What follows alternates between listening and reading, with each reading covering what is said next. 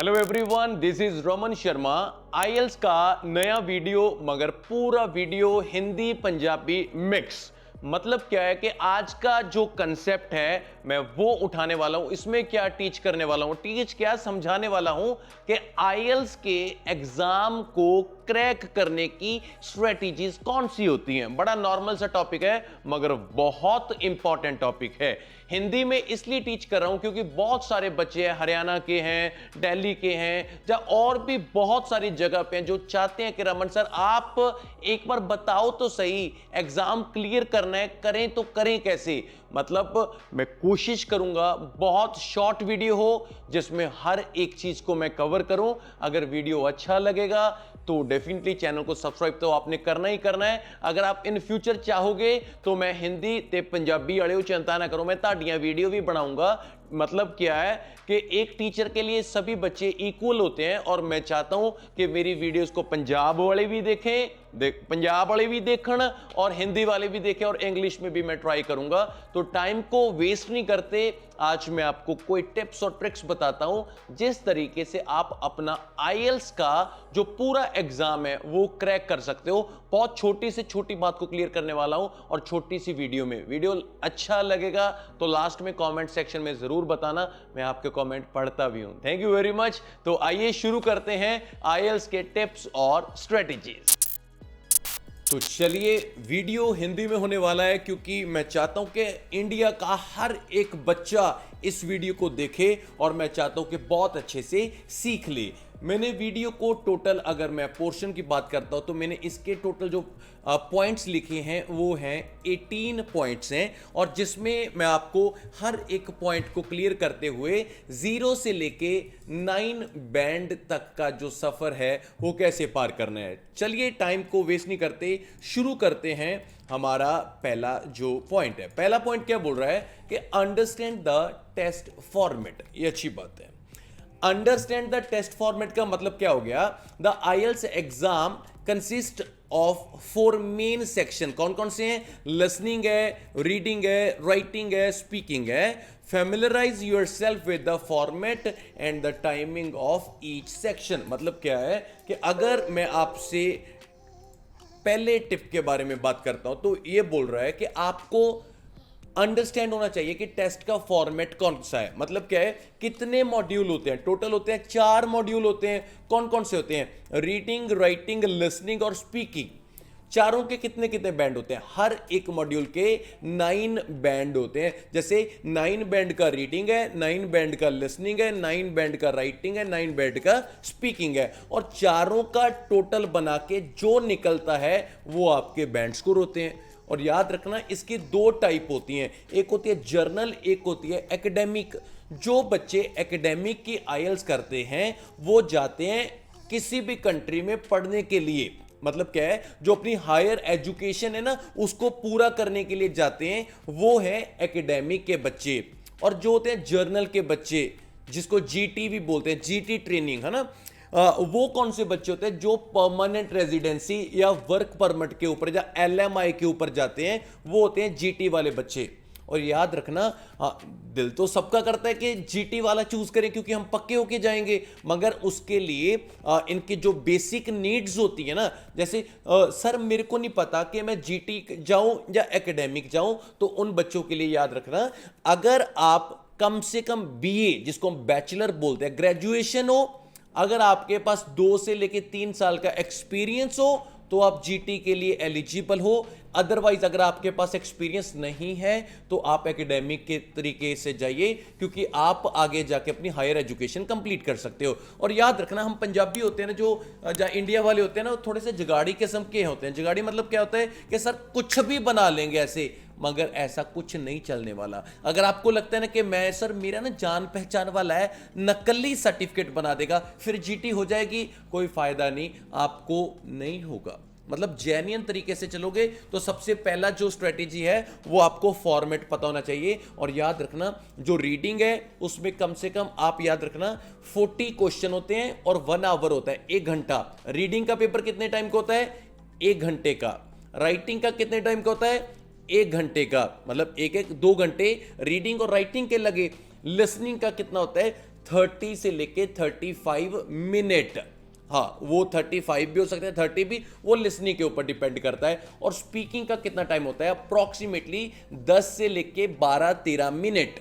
मतलब अगर मैं पूरे टेस्ट को आपको यहाँ पे राइट करके भी दिखा सकता हूँ तो आपको पता चलेगा। जो रीडिंग है उसका कितना टाइम मैंने बोला, 1 आवर 1 घंटा, राइटिंग 1 आवर 1 घंटा, लिसनिंग 30 से लेके 35 मिनट, और जो स्पीकिंग है उसका 10 से लेके 12-13 मिनट। बस ये टेस्ट का फॉर्मेट है और मैंने जीटी और एकेडमिक भी आपको क्लियर कर दिया। इसका दूसरा जो पॉइंट है वो है टेक प्रैक्टिस टेस्ट। मतलब ये मैं आपको क्लियर करने वाला हूं कि टेक प्रैक्टिस टेस्ट का क्या मतलब है। प्रैक्टिस रेगुलरली, और यहाँ पे वेट, यस आ गए हम, ठीक है, मेरे को था ये बोल रहा है कि practice regularly with official IELTS practice test to become familiar with the types of the question and the test structure. अगर आप कहीं पे भी पढ़ते हो, अगर आप मेरी ऑनलाइन क्लास में भी पढ़ते हो, अगर आप किसी के भी ऑफलाइन क्लास में भी पढ़ते हो, ऑनलाइन कहीं पे भी पढ़ते हो, तो आपको यह पता होना चाहिए कि रीडिंग का पेपर कैसा आएगा, कौन कौन से क्वेश्चन आएंगे, राइटिंग में कौन कौन से क्वेश्चन आएंगे, लिसनिंग में कैसा होगा, स्पीकिंग में क्या पूछते हैं। मगर आपको ये सब कुछ याद रखना। आईएलटीएस के जो प्रैक्टिस टेस्ट होते हैं ना, बहुत सारे बच्चे ऐसे आते हैं कि सर कोई टफ वाली रीडिंग बताओ, टफ वाली राइटिंग बताओ। अरे भाई, टफ और इजी कुछ भी नहीं होता। जो आईएलटीएस का मटेरियल होता है ना, वो तो एक प्रैक्टिस के लिए है। आपको एग्जाम में क्या आने वाला है ये किसी को नहीं पता, ध्यान से, ठीक है। तीसरा, टाइम मैनेजमेंट। ये बड़ा खतरनाक होने वाला है, क्योंकि बहुत सारे बच्चे इसके ऊपर बहुत ज्यादा मतलब प्रॉब्लम क्रिएट करते हैं कि सर रीडिंग में 40 क्वेश्चन होते हैं, 1 घंटे में नहीं होते, टाइम मैनेज नहीं होता, क्या करें, राइटिंग नहीं लिखा जाता। आइए दिखाता हूं। ये बोल रहा है कि manage your time effectively during the test. For example, in the reading section do not spend too much time on one passage if you are finding it challenging. ये अच्छी बात बताता हूं। आइए देखिए, याद रखो, अगर टाइम मैनेजमेंट की बात मैं आपसे शेयर करता हूं, मान लीजिए रीडिंग में आपको 40 क्वेश्चन करने हैं 60 मिनट में, 1 घंटे में 40 क्वेश्चन करने हैं, तो याद रखना, मान लीजिए आप फर्स्ट क्वेश्चन पे बैठे हो, बड़ी कोशिश कर रहे हो, सॉल्व नहीं हो रहा, बड़ी कोशिश कर रहे हो, सॉल्व नहीं हो रहा, छोड़ दो, सेकंड पे आ जाओ। मतलब एक ही क्वेश्चन पे बहुत टाइम स्पेंड करना यह गलत बात है, क्योंकि अगर आपका क्वेश्चन सॉल्व होने वाला होगा ना तो 1 मिनट में हो जाएगा। अगर नहीं हो रहा तो सेकंड पे आ जाइए, पहले पे तुक्का लगा दो, कुछ लगा दो, टाइम वेस्ट मत करो। ऐसे ही राइटिंग होती है।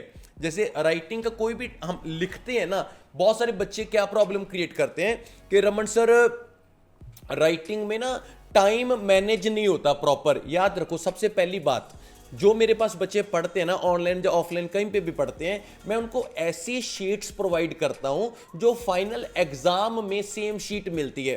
बच्चे को मैं इस तरीके से लिखना सिखाता हूं कि बेटा अगर आप यहां से लेके यहां तक लिखोगे, अगर आपके दोनों पेज कंप्लीट हो रहे हैं तो आपकी जो वर्ड लिमिट है वो भी कंप्लीट हो रही है। और आपको मैं ये सिखाता हूं कि राइटिंग में टाइम मैनेजमेंट का क्या मतलब है कि जब मान लीजिए राइटिंग टास्क 2 को लिखने के लिए हमारे पास होते हैं 40 मिनट, 40 मिनट होते हैं, 40 मिनट नहीं लिखना, 35 मिनट लिखेंगे। मगर पहले 5 मिनट में प्लानिंग करूंगा कि मैंने कौन कौन से पॉइंट्स लिखने हैं, कौन कौन से कनेक्टर लिखने हैं, मैं एग्जाम्पल में क्या लिखूंगा। 5 मिनट मैंने सोचना है, उसके बाद 35 मिनट मैंने रुकना नहीं है। बहुत सारे बच्चे क्या हैं जो टाइम को मैनेज करके प्लानिंग नहीं करते, उनके साथ प्रॉब्लम पता है क्या आती है, वो आधी राइटिंग पे जाके उनको लगता है अरे बाप रे ये आइडिया ठीक नहीं है, एक्सप्लेन नहीं हो रहा, और वो इरेज करते हैं। टाइम मैनेजमेंट मतलब अगर नहीं हुआ तो दिमाग खराब हो जाएगा, उसको इरेज करोगे टाइम खराब हो जाएगा और एग्जाम खराब हो जाएगा। तो टाइम को किस तरीके से मैनेज करना है ये आप बखूबी प्रैक्टिस के तरीके से आप जान सकते हो। 3 बातें होगी हमारी अभी तक, कौन कौन सी, एक तो टेस्ट का फॉर्मेट कौन कौन सा है, प्रैक्टिस टेस्ट हर रोज करने आपको पता चलेगा कि कौन कौन से क्वेश्चंस आएंगे इनमें से, और टाइम को कैसे मैनेज करना है। चलिए आगे बात करते हैं लिसनिंग के टिप्स की। चलो इसको रीड करता हूं। ये बोलता है focus on the understanding the main ideas and the specific details, listen the signal words and the phrases the provide context and indicate the speakers attitude और ओपिनियन, वट एवर। मेरी बात सुनिए, मैं अपने तरीके से बताता हूं। अगर आप कोई पंजाबी हिंदी गाना सुनते हो आपको बड़े अच्छे तरीके से समझ आ जाता है। वो लम्हे वो बातें कोई ना जाने, किसी को नहीं पूछते कि लम्हे का मतलब क्या होता है, पता है ना। ऑलरेडी हमें हिंदी पंजाबी सब आता है। बिग रीजन क्या है कि इंग्लिश हमने कभी सुना नहीं है, इसलिए हम जब लिसनिंग सुनते हैं तो हमें प्रॉब्लम्स क्रिएट होती हैं। लिसनिंग के लिए अगर मैं आपको मतलब शॉर्ट में अगर मैं आपको टिप्स बताता हूं तो सबसे पहली बात है आप इंग्लिश को सुनना शुरू कीजिए, चाहे वो इंग्लिश सॉन्ग हो, इंग्लिश आप कोई फनी शो देखते हो, इंग्लिश की आप मूवीज देखते हो, कुछ भी आप इंग्लिश को सुनना शुरू कीजिए। इससे क्या होगा, आपको ना उनके एक्सेंट पता चलेंगे, आपको ये पता चलेगा कि वो बोलते कैसे हैं। लिसनिंग में कंफ्यूज क्या करते हैं, जैसे हम नॉर्मल इंग्लिश में बोलते हैं, जैसे I want to take a water, बड़ा नॉर्मल है, ये रहा पानी, मैं बताता हूं कैसे पीते हैं। समझ आ गया ना, एग्जाम्पल के साथ पढ़ाया। अरे ये तो चीटिंग है, खुद पानी पी गया, चलो कोई बात नहीं, ठीक है। लिसनिंग में लिसनिंग शुरू करें सुनना। आपको जैसे मान लीजिए नॉर्मल बंदा क्या बोलेगा, I want to take water, मगर लिसनिंग में वो आपसे क्या करते हैं, hey man I want to take water, क्या I want to take water, I wanna, I am going to Chandigarh, I am going to Chandigarh. हाँ, मतलब ऐसे वो शॉर्ट फॉर्म्स को यूज करते हैं। और जैसे हम पहले क्वेश्चन पे बैठे होते हैं ना, पहले क्वेश्चन पहला आएगा और वो लिसनिंग में बोलते हैं this is the end of section 1, क्या बाकी, मतलब यही तो प्रॉब्लम है। लिसनिंग को आप हर रोज सुनिए, अंडरस्टैंड डे बाय डे होना शुरू होगा और आप कमाल कर दोगे, मगर इसके लिए आपको सुनना पड़ेगा। वो कोई भी म्यूजिक हो, आप किसी से इंग्लिश में बात करते हो, सुनते हो ना, गालियां देनी सबको आती हैं, किसी के पेरेंट्स ने नहीं सिखाई, कहां से आई, किसी ने निकाली, हमने सुन ली, फिर हमने चूज करके हमने बोल दी, वो अच्छी लगी, वो लिसनिंग होगी। मतलब क्या है कि जो सुनते हो वो आप स्पीकिंग के तौर पे यूज भी तो करते हो। मतलब सुनना बहुत जरूरी है। लिसनिंग में आप हर रोज टेस्ट प्रैक्टिस कीजिए, 100% आप में इंप्रूवमेंट आएगा ही आएगा। और एक बात है रीडिंग के टिप्स का, ये बोलता है skim the passages to get a general idea before diving into the question. Okay, question को ढूंढने से पहले एक बार थोड़ा सा देख लीजिए कि टॉपिक किस बारे में। Okay, read the question carefully and underline keywords. Okay, मैं आपको बताता हूं कि क्वेश्चंस को बहुत अच्छे तरीके से पढ़ना है और कीवर्ड्स को अंडरलाइन करने का भी बात बताता हूं। Use the question to guide your reading and do not spend too much time on a single question. अच्छी बात है। चलो देखो, मैंने ये सभी लिसनिंग के टिप्स, रीडिंग के टिप्स, राइटिंग के टिप्स, इनके ऊपर एक एक वीडियो पूरा आएगा। मैं अभी तो आपको ना आउटलाइन बता रहा हूं, थोड़ा थोड़ा बता रहा हूं, ठीक है। रीडिंग को अच्छा बनाने के लिए सबसे पहली बात है आप रीडिंग की ना एक हैबिट डाल लीजिए। जैसे मान लीजिए मैंने अब चेतन भगत की ये 400 डेज जो मैंने बुक है ये शुरू की हुई है। इससे क्या होता है, मैं अपने फोन को स्विच ऑफ करके साइड पे रखता हूं और मैं कम से कम 55 मिनट कंटिन्यू पढ़ता हूं, किसी की और नहीं देखता, मैं ये देखता हूं कि मेरा कंसंट्रेट कितना अच्छा है। प्रॉब्लम यह आती है कि हमारी इशू पता क्या आता है, हम क्या करते हैं, रीडिंग करते करते फिर हमारे दिमाग में आता है अरे भाई उसकी डीपी नहीं दिख रही, उसने तो मेरे को ब्लॉक कर दिया, मेरी तो जिंदगी तबाह हो गई। मतलब क्या जिंदगी कहां तबाह, रीडिंग कहां, मतलब क्या हमारा कंसंट्रेट नहीं बनता क्योंकि हमें हैबिट नहीं है। तो इसीलिए याद रखना रीडिंग में नॉलेज मैटर नहीं करती। मान लीजिए कोई बच्चा आर्ट्स पढ़ा हुआ है, नॉन मेडिकल पढ़ा हुआ है, उसको टॉपिक मेडिकल का आ गया, क्या बात है, कुछ नहीं, मतलब उसको करना पड़ेगा। नॉलेज नहीं मैटर करती, इसकी कुछ क्वेश्चन की टाइप होती हैं, उनको सॉल्व करना होता है। किस तरीके से सॉल्व करना होता है ये मेरी एक एक वीडियो में आपको क्लियर करता रहूंगा। और याद रखना +2 वाले बच्चे के लिए भी सेम एग्जाम है और MA वाले बच्चे के लिए सेम एग्जाम है। अरे भाई ये तो ना इंसाफी है ना, चलेगा कोई बात नहीं। रीडिंग के जिस दिन मैं आपको टिप्स का वीडियो दूंगा उसमें एक एक चीज क्लियर कराऊंगा कि किस तरीके से क्वेश्चन सॉल्व करने हैं। और याद रखना रीडिंग का असली मतलब रीड करना नहीं होता, मतलब रीड करना इसमें तो अपने क्वेश्चंस फाइंड करने हैं, कैसे कैसे होंगे वो हम बाद में बात करने वाले हैं, ठीक है। राइटिंग का टिप्स याद रखना, राइटिंग में क्या हो रहा है, in the academic writing task analyze the data or graph carefully and the structure your essay with an introduction, main points and the conclusion। और जर्नल वाले बच्चे जो है राइटिंग टास्क में इंश्योर करते हैं वो एप्रोप्रिएट लेटर और ऐसे। याद रखिए मैं 2 बातें क्लियर करता हूं, जो जर्नल के बच्चे होते हैं उनको टास्क 1 और टास्क 2 याद रखना, टास्क 2 जो जर्नल के बच्चे होंगे जो टास्क 2 उनका होगा एकेडमिक का भी सेम होगा। मतलब ये बात है कि टास्क जो 2 होगा वो जर्नल और एकेडमिक का दोनों का सेम होगा। जो टास्क 1 होगा वो जर्नल का अलग होगा, एकेडमिक का अलग होगा। मतलब राइटिंग में हमारे पास 2 टास्क आते हैं। 2 टास्क बोले तो टास्क 1 और टास्क 2। जो टास्क 2 होता है वो होता है एसे, किसी ऐसे को लिखते हैं हम जब, वो होता है टास्क 2। ये एकेडमिक और जर्नल दोनों को सेम करना होगा, ठीक है। जो टास्क 1 है, अगर जर्नल का बच्चा है तो वो लेटर लिखेगा। अरे भाई वो वाला लेटर नहीं सर, लेटर लिखने के भी बैंड मिलते हैं, वाह छोटे होते हैं, ऐसे मारते रहे हमें, कोई बात नहीं।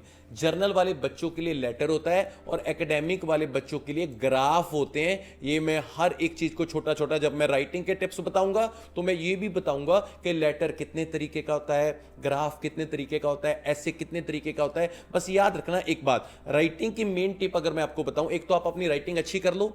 दूसरी टिप, ये मत सोचो कि मैंने बहुत टफ वाला लिखना है, बहुत टफ लिखना है, ऐसा कुछ नहीं है, इससे बैंड का कोई संबंध नहीं है। और एक बात याद रखना, राइटिंग में जो टॉपिक आएगा, टास्क 2 आएगा, ऐसे आएगा, वो आपका रियल लाइफ का एक्सपीरियंस होगा, जो आपके सराउंडिंग एरिया में होगा ना, वो राइटिंग में ऐसे आएगा, आउट ऑफ टॉपिक नहीं आएगा। आपको ये नहीं पूछते कि बाबर कौन था, आपको ये नहीं पूछते कि उसका बर्थडे कब था, नहीं। आपको जो भी टॉपिक आएगा वो सोशल टॉपिक होगा, आपकी लाइफ में उसका संबंध होगा ही होगा। मतलब आउट ऑफ टॉपिक राइटिंग नहीं आएगा, बात क्लियर है, ठीक है। क्या क्या होता है आने वाले ऐसे में हम जो टॉपिक आएंगे उनमें देखेंगे। स्पीकिंग का टिप याद रखना, practice speaking English with the partner और a tutor to improve your fluency और प्रोनाउंसिएशन। याद रखिए, अगर आप स्पीकिंग के बारे में बात करते हो कि सर स्पीकिंग को कैसे हम इंप्रूव करें, क्या होता है क्या नहीं, तो याद रखना स्पीकिंग को इंप्रूव करने के लिए एक ही चीज है, वो है मेरा बेबी कोड का एक एप्लीकेशन। जो बच्चा आईएलटीएस करता है, करने वाला है, कुछ भी करेगा, वो मेरे कहने पे एक बार बेबी कोड को डाउनलोड कीजिए। डिस्क्रिप्शन में लिंक दिया हुआ है, अगर डिस्क्रिप्शन में नहीं जाना तो ऐप स्टोर पे जाके, एंड्रॉइड और एप्पल दोनों के लिए बेबी कोड, अगर नहीं आएगा तो बेबी कोड आईएलटीएस आप डाल लेना, आपको मिल जाएगा। इस एप्लीकेशन में मैं आपको क्या फायदा होने वाला है, नंबर 1, आपको मैं लेटेस्ट स्पीकिंग के टेस्ट देने वाला हूं। जो टेस्ट आपको एग्जाम में पूछे जाएंगे सेम आपको इसमें मिलने वाले हैं, आप उनके ऊपर प्रैक्टिस करोगे। दूसरा, प्रैक्टिस करने के बाद मेरे बैंड स्कोर कितने आए हैं ये एप्लीकेशन आपको बताएगा। चलो हिंदी में थोड़ा हो जा रहा है, ठीक है। तीसरा, जब आपको पता चल गया कि मेरे बैंड स्कोर इतने आए हैं तो आपको ये उसकी मिस्टेक भी बताएगा कि आपकी कौन कौन सी मिस्टेक्स थी, मतलब क्या क्या आपने गलत बोला ये बताएगा। नंबर 4, आपका ये रिकॉर्ड रखेगा। रिकॉर्ड रखने का मतलब समझते हो कि इतनी तारीख को अपने कितने बैंड, इतनी तारीख को अपने कितने बैंड, आपको पता चलेगा कि मेरी बैंड स्कोर में इंप्रूवमेंट हो रही है कि नहीं हो रही है। और बात याद रखना, ये तो होगी आम बातें, और याद आम नहीं खास ही है, कॉलिंग का भी ऑप्शन है, इसमें आपकी प्राइवेसी रहने वाली है, आप किसी को भी कॉल करोगे आपका नंबर नहीं जाएगा। और याद रखना, इंग्लिश में जितनी मर्जी बातें करो, क्योंकि प्रैक्टिस से ही आप क्लियर करने वाले हो ना। और बात ध्यान में रखो, इस पे आपको राइटिंग के बहुत सारे एसेज मिलने वाले हैं, और इसमें आपको जो लिसनिंग मिलने वाला है उसमें आपका क्या फायदा होने वाला है कि लिसनिंग में ऐड नहीं आएगा, जैसे YouTube पे ऐड आता है ना, वो नहीं आएगा। आप कंटिन्यू कीजिए और लेटेस्ट कीजिए, और इसमें आपको रीडिंग भी मिलने वाला है। मतलब हर एक चीज आपके लिए, रीडिंग के, जर्नल, एकेडमिक सभी टेस्ट है, राइटिंग भी पढ़ा है, लिसनिंग भी पढ़ा है, और स्पीकिंग पे तो आप अगर प्रैक्टिस करोगे, कम से कम दिन में 5 बार प्रैक्टिस करो, यकीन मानो आपका बैंड स्कोर है ना 5 से लेके 8 तक कैसे चला जाएगा आपको पता भी नहीं चलेगा। और याद रखना, एप्लीकेशन की सारी फैसिलिटीज को लेने के लिए अगर आप कितना पे करोगे, जस्ट इतना 349। और याद रखना, 1 ईयर का मेंबरशिप मत लेना, आपने लेना है ओनली 1 मंथ का मेंबरशिप, क्योंकि इसमें आपको ना तो एप्लीकेशन का हैंग होने का प्रॉब्लम आएगा और ना आपको बोर होगे, क्योंकि नए नए फीचर्स हम एक एक मंथ में ही लेके आ रहे हैं। तो याद रखना, मेरा प्रोमो कोड है वो है रमन, नाम तो सुना ही होगा ना, 000 और 7, मतलब ये मेरा प्रोमो कोड है रमन 0007। इसको जब आप यूज करोगे तो आपको ये 399 वाला एप्लीकेशन है जो वो 349 का होगा, और मेरी बहुत सारी वीडियोस हैं जो यूट्यूब पे नहीं है इस एप्लीकेशन के ऊपर मिलेंगी, वो भी बिल्कुल फ्री मिलेंगी। याद रखो, आईएल्स कहीं से भी करो, मेरे से करो, कहीं से भी करो, मेरे कहने पे बेबी को डाउनलोड करो, हर रोज प्रैक्टिस करो। क्योंकि इंस्टीट्यूट में क्या होता है, एक बार प्रैक्टिस होगी, 2 बार होगी, मगर यहां पे आप 100 बार प्रैक्टिस करो, कोई बात नहीं, हर एक चीज का रिकॉर्ड रहने वाला है, हर एक मिस्टेक, प्रोनाउंसिएशन, हर एक चीज का काम होगा। मेरे कहने पे डाउनलोड करो बेबी कोड, और मेरा प्रोमो कोड क्या है, रमन 0007। इसको कीजिए और प्रैक्टिस कीजिए, 5 बैंड से 7-8 बैंड का सफर शुरू कीजिए। That's it. अगली बात 8th क्या है, वोकैबुलरी एंड ग्रामर। ये बोल रहा है कि एक्सपेंड योर वोकैबुलरी। आपको ना थोड़ा सा पता होना चाहिए, जैसे गवर्नमेंट पता है, आपको इसके सिनोनिम्स आने चाहिए, जैसे अथॉरिटी आपको पता होना चाहिए, जैसे लॉ मेकर, जैसे रिजिम, आपको ये पता होना चाहिए कि इसके कितने वर्ड्स होते हैं, जैसे पीपल, इंडिविजुअल, फॉक या मल्टीट्यूड, है ना। मतलब अगर आपको वोकैबुलरी एक्सपेंड होगी तो बैंड स्कोर अच्छे आएंगे। And work on your grammar skills. आपको पता होना चाहिए किसके साथ मैंने सेकंड फॉर्म, किसके साथ फर्स्ट फॉर्म, किसके साथ third form, is am are कहाँ लगाना है, एस और एस कहाँ लगाना है, ये चीजें। Reading and listening to English material can help with this. Very good. जैसे मैं इंग्लिश की ये बुक पढ़ रहा हूं तो इसमें मेरे को बहुत सारी वोकैबुलरी के वर्ड्स भी मिलने वाले हैं, और ग्रामर मेरे को पता चलता है कि इसने यहाँ पे क्या यूज किया, क्या नहीं किया, ये अच्छी बात है।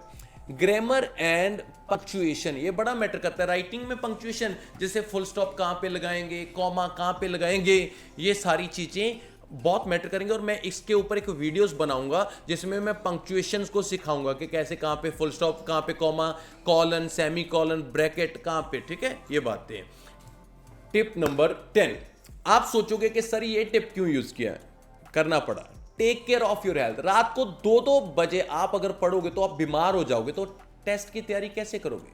मतलब याद रखो, इस टेस्ट को तैयार करने के लिए आपको रातों को नहीं जागना है, आपको जस्ट इतना पढ़ना है कि आपको समझ आ जाए कि आपका टॉपिक क्या है, आप किस साइड जा रहे हो। जैसे क्या बोल रहा है कि get enough rest the night before the test, और टेस्ट से एक रात पहले तो आपने सोना है, क्योंकि रीडिंग में कंसंट्रेशन तभी बनेगा जब आपका माइंड रिलैक्स्ड होगा, राइटिंग में तभी लिखोगे जब आपका माइंड शांत होगा। जब हम नहीं सोते ना तो माइंड है ना वो हिलजुल जाता है। तो इसलिए सबसे अच्छी बात है कि आपने अपनी सेहत का ध्यान रखना है और रेस्ट करनी है।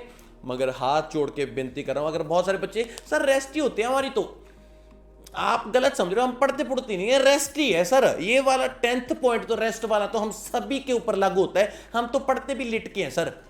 थोड़ा सा देखें, मगर रेस्ट जरूर किया करो। रातों को ऐसे नहीं जाके पढ़ना, ये आपकी हेल्थ को खराब कर देगा, ठीक है। आंखों के नीचे काले घेरे आ जाएंगे, फिर शादी नहीं होगी ना, फिर फायदा क्या है। अरे टॉपिक और तरफ चल गया, कोई बात नहीं, ठीक है।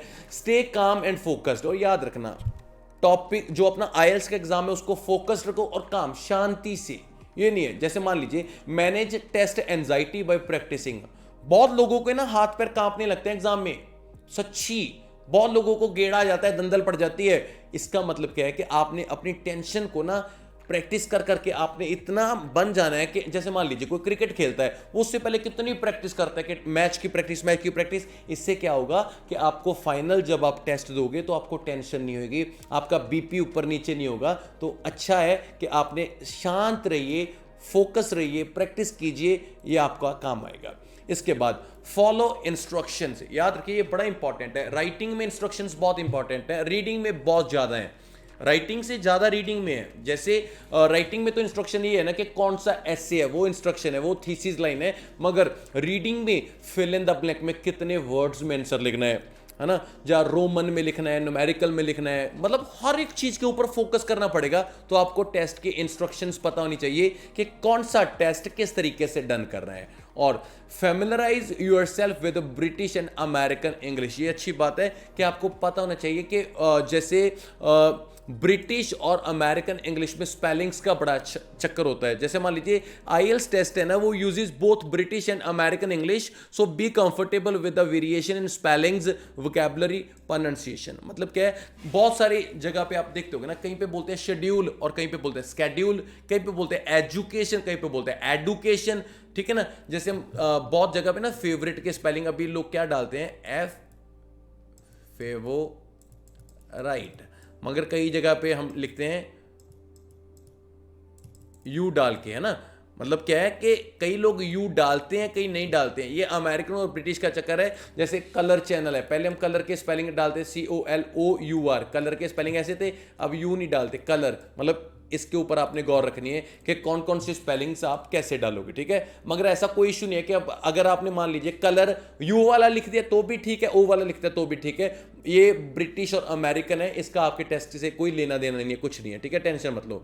नो योर टारगेट स्कोर, आपको ये पता होना चाहिए कितने बैंड स्कोर। ये नहीं है कि सर आ जाएं 5, 5.5, 6 आ जाएं, बहुत है। हमारे एक एजेंट ने बोला एक में 5 भी चलेंगे सर, उसने बोला सारे पैसे वीज़ा लगने के बाद। अरे भाई कुछ भी बोलता है, मगर आप अपना एक टारगेट सेट कर लो कि भाई मैंने 7 लेने हैं, 8 लेने हैं, 8 लेने के लिए मैंने क्या क्या प्रैक्टिस करनी है। आपका टारगेट जरूर होना चाहिए, उस तरीके से आपने पढ़ना है, आपने अपना प्लान करना है। रिव्यू एंड सी फीडबैक, मतलब ये अच्छी बात है कि आपने फीडबैक को देखना है। कैसे, review your practice test and seek feedback from teachers और peers to identify areas for improvement. जैसे एक चैनल है यूट्यूब पे, बहुत अच्छा पढ़ाता है, वो कौन है, हाँ रमन आयल्स वाला, ठीक है। उसकी वीडियोस देखा करो तो आपको आयल्स और अच्छे से क्लियर होगा। और कहीं पे भी आप पढ़ते हो, अगर मेरे पास ऑनलाइन पढ़ते हो तो आपको पता है मैं आपको क्लास में फीडबैक देता ही हूँ। मगर आप टीचर से कहीं पे भी पढ़ते हो तो उससे पूछ लिया करो कि मेरी गलती कहाँ पे है, कहाँ मैंने काम करना है, कोई इशू नहीं है। टेक नोट्स, ये अच्छी बात है। Make notes during the listening and reading section, these can help you answer question and stay engaged. मतलब क्या है, आपने हर एक चीज़ के, जैसे मान लीजिए रीडिंग करते हो, आप लिसनिंग करते हो, आपको पता होना चाहिए कि मैंने कौन सा क्वेश्चन है वो स्किप किया है, कौन सा, मान लीजिए मैंने पहला क्वेश्चन किया, दूसरा किया, तीसरा मैंने छोड़ दिया, चौथा किया, मैंने एक साइड ना तीसरा लिख लिया, बाद में मेरे को पता चलेगा मैंने कौन कौन से अभी छोड़े हुए हैं वो करने हैं, जिस पे तुक्का चलाना है, क्योंकि एक क्वेश्चन पे टिके नहीं बैठना है, ये मेन बात है, ठीक है। मॉक इंटरव्यूज, जिसको मॉक टेस्ट बोलते हैं, इससे आपका कॉन्फिडेंस है वो बिल्ड होगा। इसको देते रहिए, आपको पता चलेगा कि फाइनल एग्जाम कैसा होगा। और लास्ट पे है रजिस्टर अर्ली, ये आपके ऊपर डिपेंड करता है, मगर मैंने लिख दिया था कि register for the IELTS test. आपको पता होना चाहिए कि मैंने अगर अगले महीने मेरी तैयारी हो जाएगी उतने तक, तो टेस्ट की डेट ले लो, क्योंकि ये फिल बहुत जल्दी हो जाते हैं। ये ना हो कि आपकी टेस्ट की तैयारी हो जाए और आपको 3 महीने डेट नहीं मिल रही, ये भी एक बड़ी प्रॉब्लम हो जाएगी, ठीक है ना। तो मैंने आपके सामने अभी कितने टिप रखे, टोटल 18, और 18 टिप्स में मैंने आपको, यार कलर इतना काला क्यों है बे, लाइट, यार दुख काहे खत्म नहीं होता। एक्चुअली हाँ अब ठीक है, प्रॉब्लम ये थी कि लाइट चली गई थी तो मैंने वीडियो रिकॉर्ड तो कर दिया, ठीक है। ये टिप्स हैं, स्ट्रेटजीज हैं, इसको आप फॉलो कीजिए और चिंता मत कीजिए। जैसे रीडिंग के टिप थे, राइटिंग के टिप थे, लिसनिंग के थे, स्पीकिंग की थी, सभी टिप्स को मैं 1 बाय 1 वीडियोस में भी लेके आऊँगा और हर एक चीज़ के ऊपर हम काम करने वाले हैं। अगर आपको लगता है कि ये वाली जो बातें सर ने बताई हैं हमारे एग्ज़ाम में वैल्यूएबल होंगी, और डेफिनेटली चैनल को सब्सक्राइब करना मत भूलिए। जल्दी से आप 1 मिलियन कर दीजिए, तो मेरे को भी लगेगा कि मेरे बच्चे मेरे को फॉलो करते हैं। तो बेबी कोड को डाउनलोड करना मत भूलिए, one of the best application है। अगर आईएल्स पहली बार में क्लियर करना है ना, तो मेरे कहने पे बेबी कोड डाउनलोड कीजिए, और मैंने ऑलरेडी स्पीकिंग सेक्शन में उसके डिटेल भी बता दी हैं और डिस्क्रिप्शन में उसका लिंक भी पड़ा है। तो मिलते हैं नेक्स्ट वीडियो में और नई स्ट्रेटजीज के साथ। Thank you very much. और कोई गलती हुई हो तो माफ़ करना, हिंदी में मेरा इतना अच्छा एक्सेंट नहीं है, मगर आप लोगों के लिए मैंने बनाया ताकि सभी बच्चे बहुत अच्छे तरीके से सीख जाएं। और नेक्स्ट वीडियो इसके आगे का जो भी होगा आपको जल्दी यूट्यूब पे मिलेगा। Thank you very much.